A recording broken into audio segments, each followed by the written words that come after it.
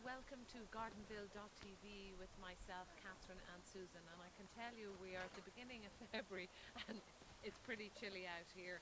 Susan, you're going to talk to us about hedging, and this is beech hedging. Beech hedging, Catherine, yes.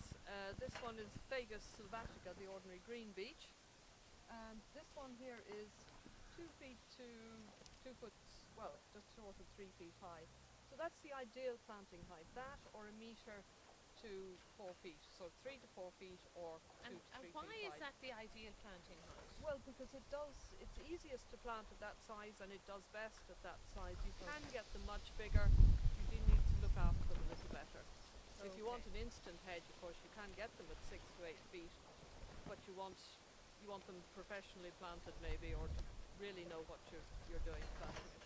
So for something now, do you see the way these are done in clumps? These are bundles of 25, which you can buy it later in the year potted, but it's more expensive because somebody's had to use the labour and the compost to pot it. So this is the ideal time. Oh, right.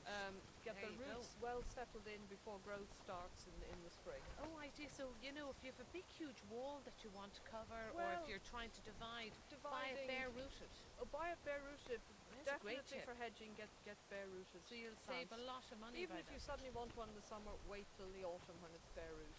Yeah. Okay. And it's the same system as for all hedges. You open a nice trench, then lots of compost and manure, and then you plant in your hedge and water it in well.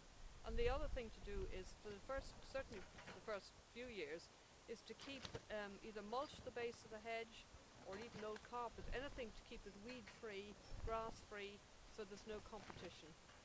So the hedge is getting all the nutrients in the area.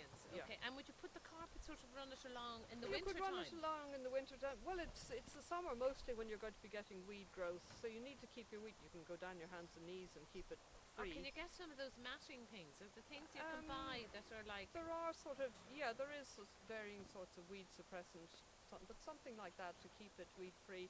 And mulching as well will help to keep the moisture in, because you will need to water it for the first 2 or 3 years. All right, so it needs real TLC now. Yeah, the better you look after it, the better you plant it, and the more you look after the watering, the better it will grow. Yeah, now this is the way this goes in winter, this beech hedge. This beech hedge goes this sort of, this brown colour in the winter.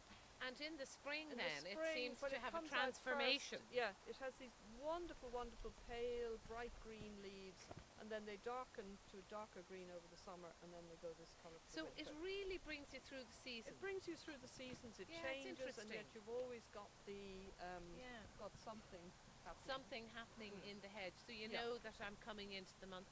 The hedge is changing. The hedge is changing, and when it just quite beginning nice to come out in isn't spring. it? Yeah. And do you know, I think you can make from the new fresh green beech leaves, you can make an alcoholic drink, but we might do that later.